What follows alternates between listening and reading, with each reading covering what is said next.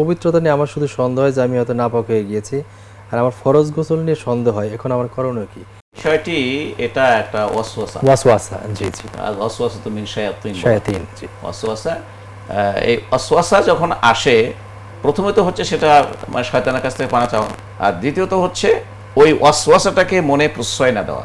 আসার সাথে সাথে প্রত্যাখ্যান ওটা করা, আসার সাথে মন সাথে ফিরিয়ে প্রত্যাখ্যান। নেয়া। আপনি ভাই মনে করেন যদি উজু করতেছেন, আপনি উজুর নিয়মে সুন্দর করে আপনি উজু করবেন এবং নিজের কাজের উপরে আপনি আস্থা রাখবেন।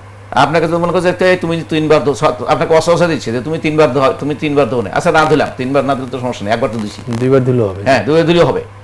সুতরাং এই জন্য এই ধরনের ওয়াসওয়াসাকে প্রশ্রয় না দিয়ে আপনার মতো শরীয়তের নিয়ম অনুযায়ী সেই কর্ম আপনি সম্পন্ন করবেন। এরপরে যে ওয়াসওয়াসা আসবে এটাকে আপনি, যেটাকে আরব দেশের ভাষায় খাল্লি হাজা, মানে এটাকে আপনি ত্যাগ করে লিভ ইট, এটা দিকে আপনি ভ্রুক্ষেপ করবেন, পাত্তাই দিবেন না, পাত্তাই দিবেন না। নামাজের মধ্যে যদি আসে, সেটাও শরীয়তের বিধান আছে যে নামাজ আপনি 3 রাকাত পড়লেন না 4 রাকাত, বারবার খালি ওয়াসওয়াসা আসে 4 রাকাত পড়লে, তো সেক্ষেত্রে আপনি 3 রাকাত ধরবেন, যেটা আপনার নিচেরটা। জি জি। 3 রাকাত হলো না 4 রাকাত হলো, তো 3 রাকাত যে হয়েছে এটা নিশ্চিত। 3 রাকাতকে আপনি ভিত্তি ধরে 4র্থ রাকাত পূরণ করে সুজুদ দিবেন।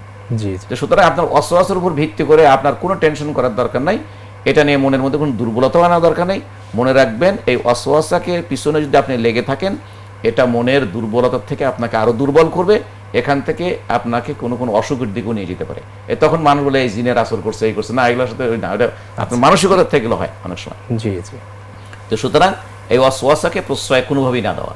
তাহলে আমি আশা করা যায় ইনশাআল্লাহ চলে যাবে।